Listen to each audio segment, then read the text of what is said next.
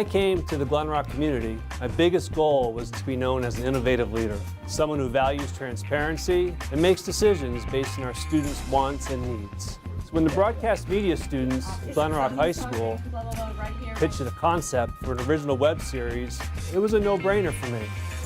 Together, we developed a show for the community, by the community.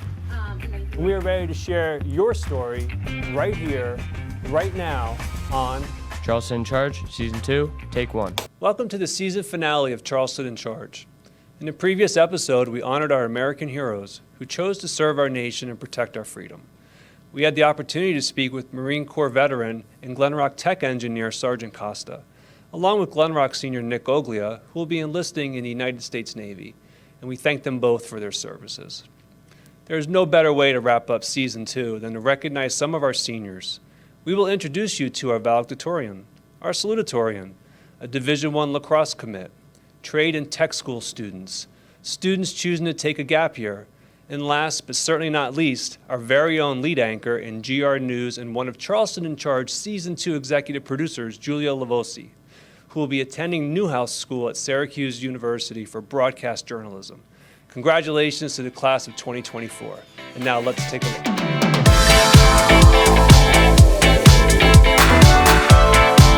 Greetings, everyone. Welcome to our culminating episode of Charleston in Charge Season 2. And this is always one of the best episodes of the year because we get to interview students.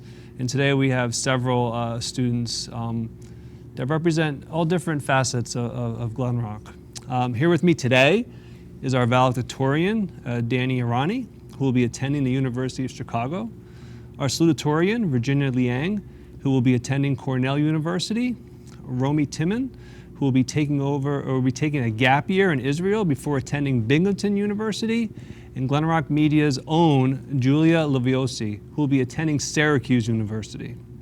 Also joining us from our studio location, our D1 athlete, Zamparelli, who is going to be attending Fairfield University, Josue Perez, who will be going to Lincoln Tech, Agustin Grillo, who will also be going to Lincoln Tech, and Chanelys Espinal, who is heading to the Parisian Beauty Academy. Hi, Dr. Charleston. Hi, everybody. And we look forward to interviewing them all today. I'd like to start with Danny, if that's okay. So Danny, you'll be attending the University of Chicago this fall. In addition to being our valedictorian, you were also involved in many extracurricular activities that include debate and theater. How would you describe balancing academics and extracurriculars here at such a challenging school like Glen Rock?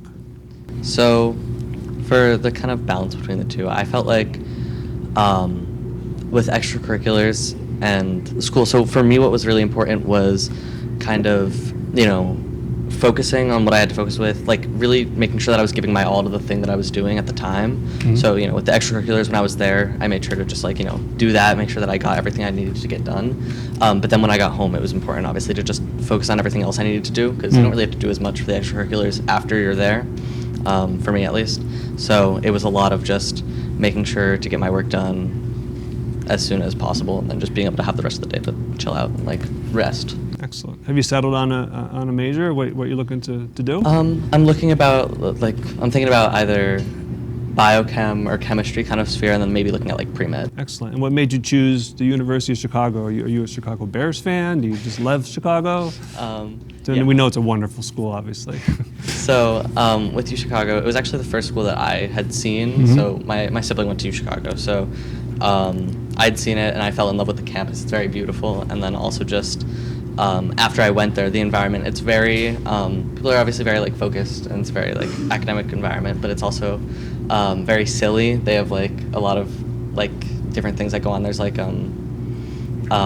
there's a debate they have every year about where they compare latkes and Hamantaschen and which are better. Silly, they're just silly things that I appreciated nice. At the school, and I thought excellent. And you also did Model UN? Yes, correct? I did. And I used to be a Model UN advisor, and I remember that there was a University of Chicago lab, I think, which was always one of the top schools in the state that we competed against and always gave us a run for our money. And so I think that was a feeder school into the University of Chicago. So you're certainly attending a university with just such high quality students, and we wish you the best. Thank you so much. For Virginia, our salutatorian, you will be attending Cornell University. So kind of a similar question for Danny. What would you say is the key to balancing your life in and outside of school? So for that, I would say like in and out of school is like you should focus on your academics, but I think like keeping like good relationships like outside of school is really important for me, and like spending quality time with like my family and like my friends outside of school.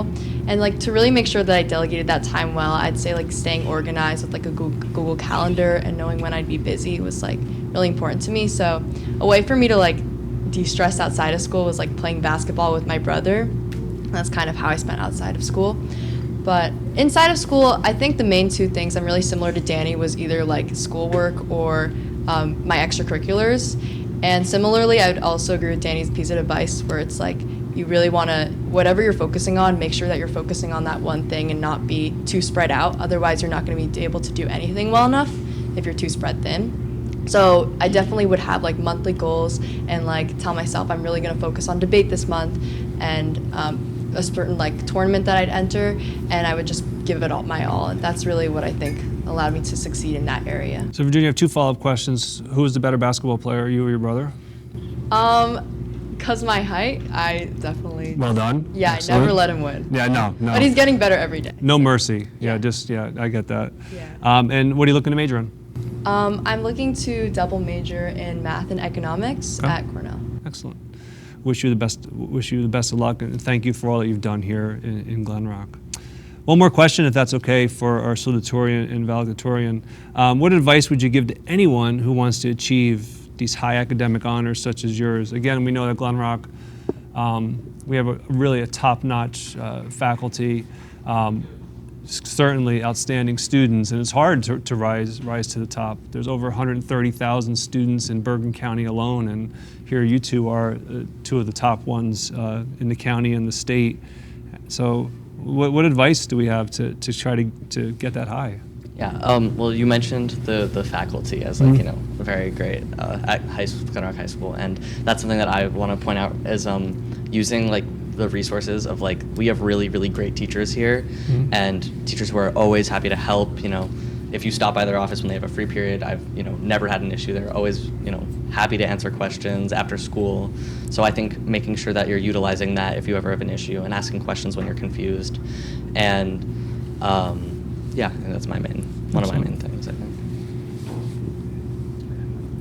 Yeah. Oh, you had another? Wait, no, I'll take that one. Okay. Sorry, really quickly. The other one that I would say is this is kind of for outside of school. I think that having a balance between work-life balance kind of thing, where it's like, for me, I would spend a lot of my weekdays doing as much work as I could, really like focusing on school, but my weekends were dedicated to my friends, and like weekend nights were making sure that I was spending time with people that I loved. That's good.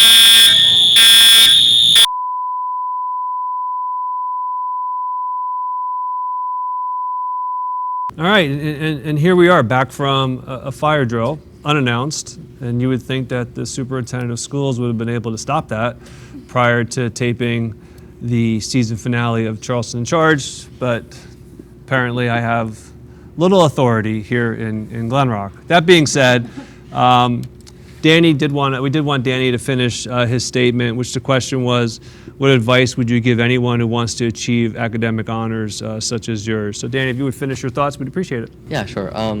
I was mostly just kind of wrapping up on the idea of balance and, maintaining that kind of balance of like, school, and then also just being a person in high school, and just, the importance of making sure that you can dedicate your time and focus your time on school if you want to do that, and if you want to achieve, do well in school, but also, making sure that you're focusing time on your relationships outside of school, kind of similar to what Virginia said earlier. Thank you. Yeah, those are important. I think what I've learned in my role is the power or the ability to say no. Like, I have other things to do, and no, I can't do this. It's a really powerful word, but I think it helps you balance your life, right? And it's okay to say no. All right, so this question is for Allie.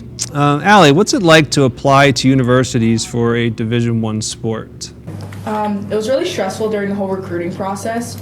It's like you're being watched every step, at tournaments, through your profile. You constantly have coaches clicking on it. You think they might be interested, but when the time actually comes, September 1st of your junior year, that's when you really see if they actually want you or if they were just trying to test the waters out with a bunch of different athletes.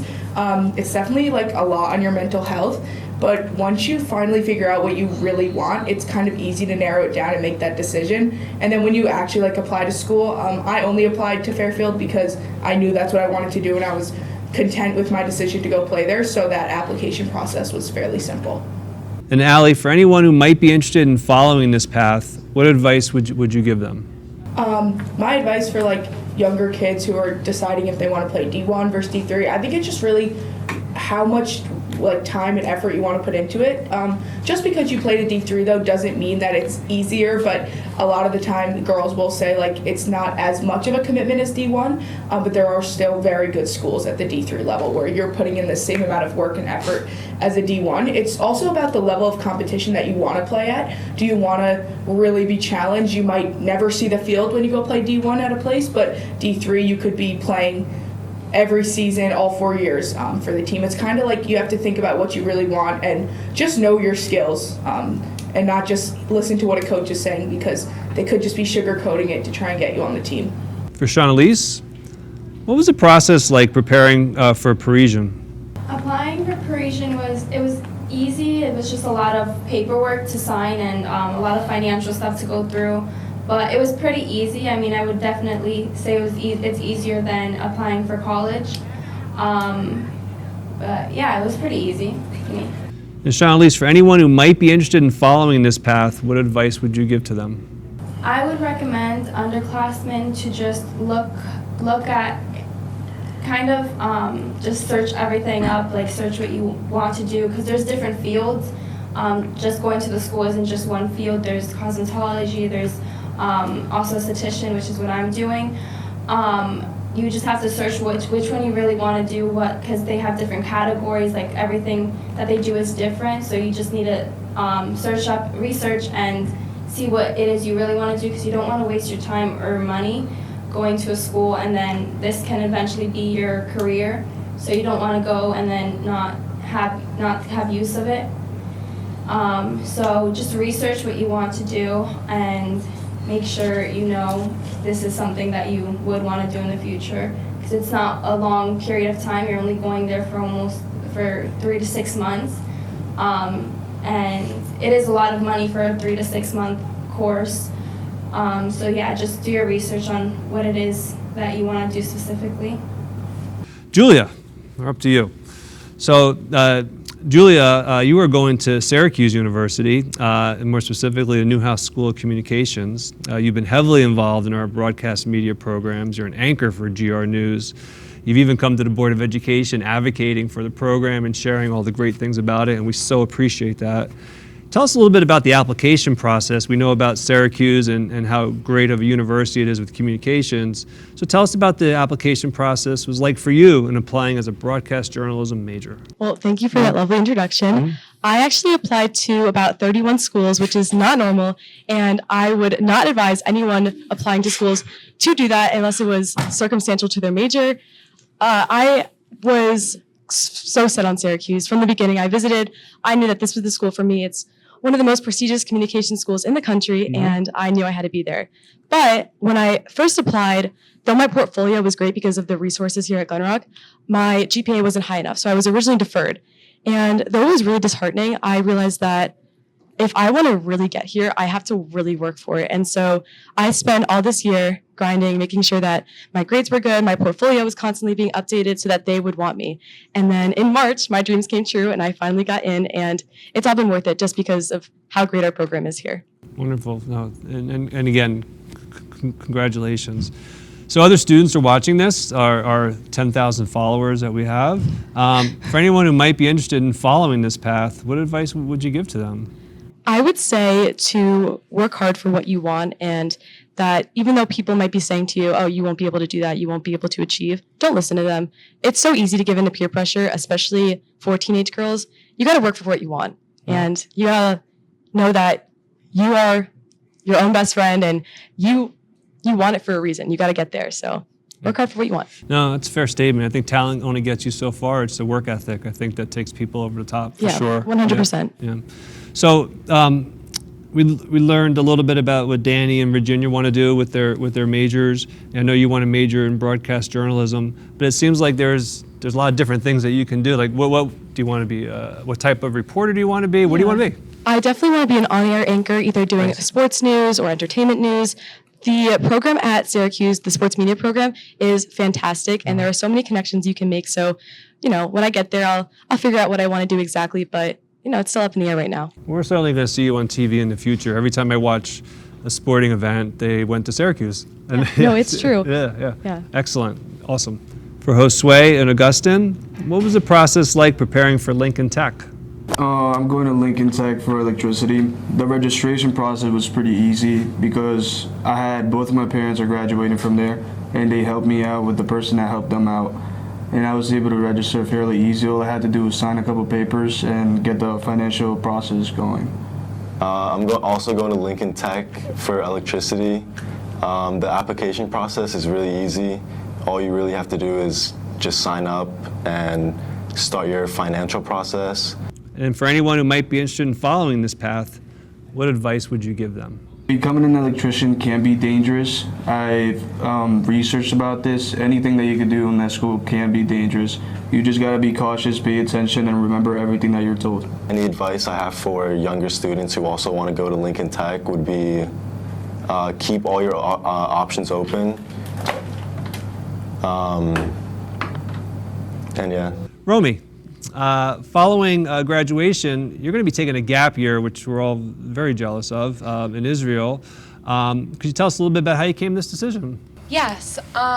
So I've been involved in the Jewish community at Glen Rock High School since freshman year, and in addition to that, I've been involved in the North Jersey Israeli community since I was almost age 0, basically age 0. And for the longest time, I knew that it was going to be in my future to go to Israel at some point, and I didn't really know when. I was very dead set on going to Binghamton right after high school. And then in October, after everything had happened, I had realized that I really felt in my heart that I had to go to Israel and that it was something that was so near and dear to me. And so I began applying to different gap year programs, which is a whole process in and of itself.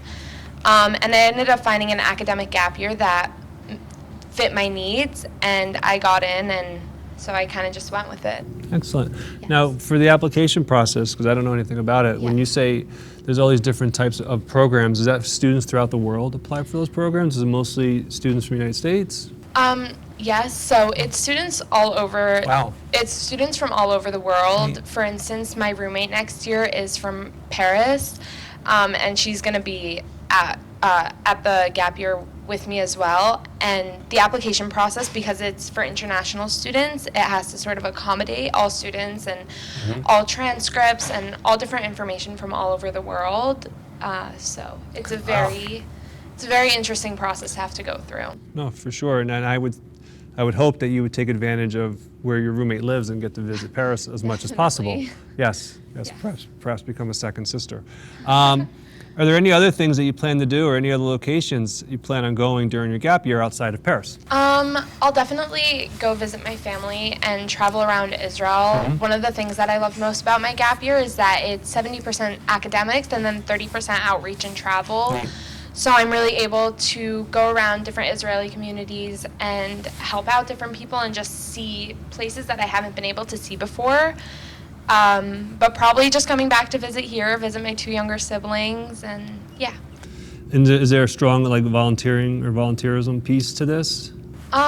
There wasn't prior to this year, but because of everything that's happened this year, they really made an effort to have a lot more community outreach. So a lot of farming, which I'm not very good at, just collecting clothes, food banks, food donations, things like that.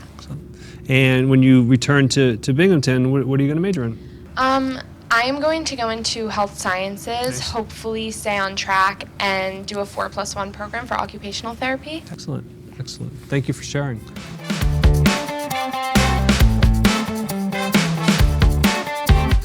right, is now time for rapid fire questions. These questions have been submitted by the best and brightest in my office. So let's see what we got here. We'll start with Danny, and then we'll work our way around the group, and then always go back to Danny. All right, what's your favorite food? I'm gonna go with, I think, like steak. I feel like that's pretty classic. Good choice. We're just like going. Yeah, go around. Yeah. Favorite food? Chicken nuggets. Chicken Caesar wrap. Lasagna. Chicken wings. Empanadas. I really like poke bowls. That's what's on my Oh, mind. those are good, yeah. I was gonna say poke bowls, but I'll say sushi to be a little different. All right, coffee or tea? Tea. Tea. Coffee. 100% coffee. Coffee. I'm tea. Tea. Tea, but only if it's iced. My wife is into iced coffee like crazy. It's probably cost me $30 a day. Most used app, and don't say Mrs. Zimmerman's Indeed, because that's not an app. So you got to come up with a real app. TikTok or Snapchat. TikTok. Unfortunately, I'm gonna have to say TikTok here. Oh, I would have to agree with Danny on that one. TikTok as well. Instagram. Instagram. I'm on Instagram Reels. I was gonna say I've also fallen victim to Instagram Reels. It's so bad. what's your biggest pet peeve? I'm gonna go with when people crack their knuckles. When people bite their silverware. I'll share two. Everyone's cracking their Mine knuckles. is being interrupted while I'm talking, and also loud chewing. Grinding of teeth. Mine is when people aren't really like listening to you when you're like in a conversation. Chewing with your mouth open. I'd have to say disrespectful people or people who just don't have basic manners. People being annoying. I must say, we do have a live studio audience here, and now all of them are cracking their knuckles. It is amazing, and Danny's about to run out of the room. He's going nuts. What's your favorite season? Fall. Summer. Summer. Fall. Fall, Yeah. for sure. Spring. I also like spring. I am such a summer girl. Favorite holiday? I'm gonna go with Hanukkah. Passover. Christmas. My birthday. Christmas. Christmas or 4th of July. Christmas. Christmas. Nice. Beach or pool? Beach. Beach. Pool. Definitely beach. Beach. Beach. Beach. Beach. Does that include like Jersey Shore? Yes. See, I can't get into the Jersey Shore until like end of August when the water's warm. It's just too cold. I'm a pool guy. Yeah. I gotta like get a wetsuit or something. Let's strike that from the editing there. We don't have any images. What's your favorite piece of advice to give? My favorite's always just the balance advice. I really like that. Making sure that you're balancing work with, life.